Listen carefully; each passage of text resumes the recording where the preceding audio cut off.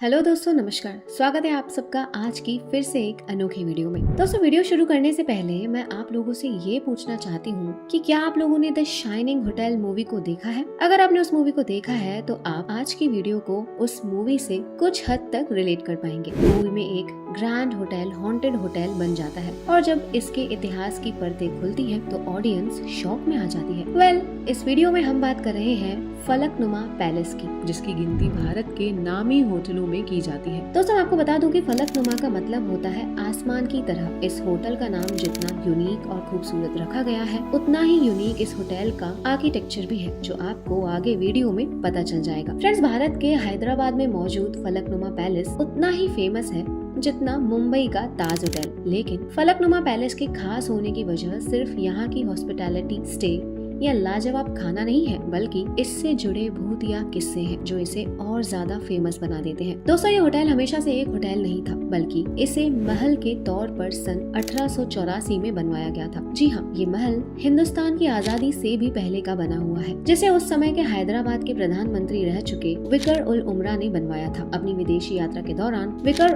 उल उमरा ने कई सारे यूरोपीय पैलेस देखे थे और उन्हें यह आर्किटेक्चरल स्टाइल इतना पसंद आया कि उन्होंने हैदराबाद में एक यूरोपियन स्टाइल पैलेस बनाने का सोच लिया। यह महल समुद्र तल से लगभग 2000 फुट ऊंचाई पर बनाया गया। दोस्तों, चार मीनार से महज 5 किलोमीटर की दूरी पर मौजूद ये महल करीब 32 एकड़ की जमीन पर बनाया गया है। इसी से आप अंदाजा लगा सकते हैं कि ये महल कितना बड़ा होगा। दोस्तों, इस महल में 200 से भी ज्यादा कमरे हैं और इसका डाइनिंग हॉल इतना बड़ा है कि एक साथ 100 लोग बैठकर यहाँ खाना खा सकते हैं और इसलिए ही इसकी गिनती दुनिया के सबसे ग्रैंड डाइनिंग हॉल्स में की जाती है। इस होटल में एक बड़ी लाइब्रेरी और बिलियर्ड्स रूम भी मौजूद है। आपको ये जानकर हैरानी होगी कि दुनिया में अब तक सिर्फ 2 ही कस्टम बिलियर्ड्स टेबल को बनाया गया है, जिसमें से एक बिलियर्ड्स टेबल बकिंगम पैलेस में है और दूसरी फलकनुमा पैलेस में। फ्रेंड्स, उस समय इस महल के इंटीरियर को सजाने के लिए खास यूरोप से मूर्तियां, झूमर, फर्नीचर मंगवाए गए थे। इस महल को जितनी हसरत से बनाया गया था, उतनी ही हसरत से सजाया भी गया था। लेकिन समय के साथ साथ इस महल की रंगत और रौनक दोनों धूल खाती चली गई। इस पैलेस को बनने में 10 साल का समय लगा था फ्रेंड्स, और उसी समय इसे बनाने में 40 लाख रुपए का खर्च आया था, जो उस समय के हिसाब से बहुत हुआ करता था। इस महल को बनवाने में विकर उल उमरा कंगाल हो गए थे, इसलिए उन्होंने इसे छठे निजाम महबूब अली पाशा को ये महल बेच दिया था। इसके बाद कुछ ही समय के अंदर विकार उल उमरा की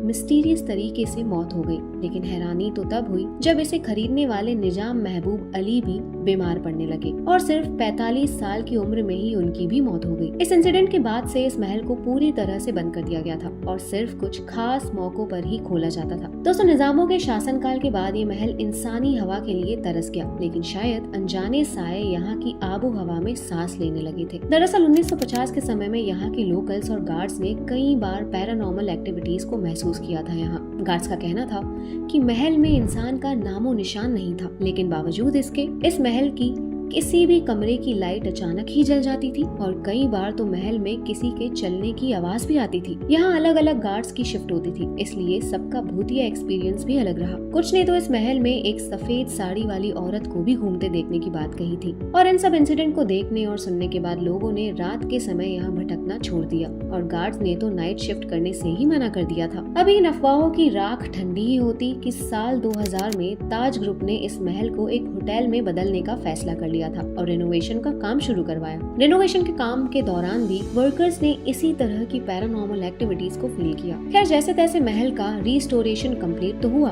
और आखिर में ये महल एक 7 स्टार होटल में तब्दील भी हो गया। इस होटल के हॉन्टेड होने और यहाँ पास्ट में हुई पैरानॉर्मल घटनाओं की कोई पुख्ता सबूत मौजूद नहीं है गाइस, लेकिन होटल के पुराने वर्कर्स ने इस होटल में हुई घटनाओं के बारे में कई बार सुनने को मिला है। इस होटल के कुछ कमरे और एरियाज ऐसे हैं जो आज भी पूरी तरह से लोगों के लिए नहीं खोले गए हैं। ताज ग्रुप और सरकार के रिकॉर्ड्स में ऑफिशियली कहीं भी इस होटल को हॉन्टेड होने का जिक्र नहीं किया गया है और ना ही इतने सालों में यहाँ कोई जानलेवा इंसिडेंट हुआ है। लोगों ने यहाँ जो महसूस किया है उसे भी तो जुटलाया नहीं जा सकता है। दोस्तों, मैं आपको बता दूं कि ये महल स्कॉर्पियन शेप में बनाया गया है। पैलेस के टॉप व्यू को देखकर आप इसे अच्छे से समझ पाएंगे। सबसे फ्रंट में लेफ्ट और राइट साइड बना हिस्सा हिस्सा स्कॉर्पियन के क्लॉ की तरह बनाया गया है। डाइनिंग रूम और पैलेस के पीछे का हिस्सा घुमावदार बनाया गया है जो स्कॉर्पियन की टेल की तरह दिखता है। अब अगर स्कॉर्पियन शेप की बात की जाए तो इंडियन वास्तुशास्त्र के अनुसार इसे बिल्कुल भी अच्छा नहीं माना जाता है। इसका घुमावदार और अनइवन शेप एनर्जी फ्लो को भी डिस्टर्ब करता है। हालांकि कई बार ऐसा भी होता है कि अगर एक्सटीरियर आर्किटेक्ट को ना बदला जा सके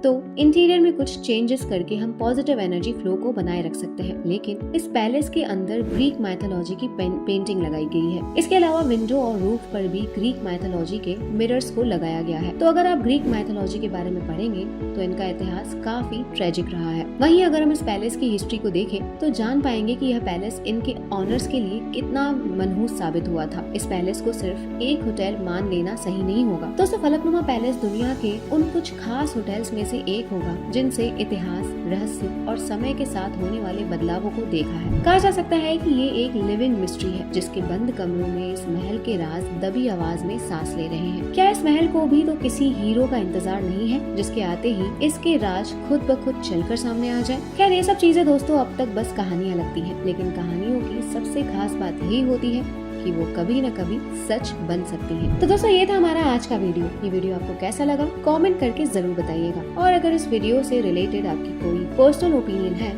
तो उसे भी कमेंट बॉक्स में जरूर भेजिएगा। जाते जाते वीडियो को लाइक, शेयर और सब्सक्राइब जरूर करिएगा। मिलते हैं जल्दी एक नई मिस्टीरियस प्लेस के साथ। तब तक के लिए स्टे ट्यून्ड विद अस। जय हिंद।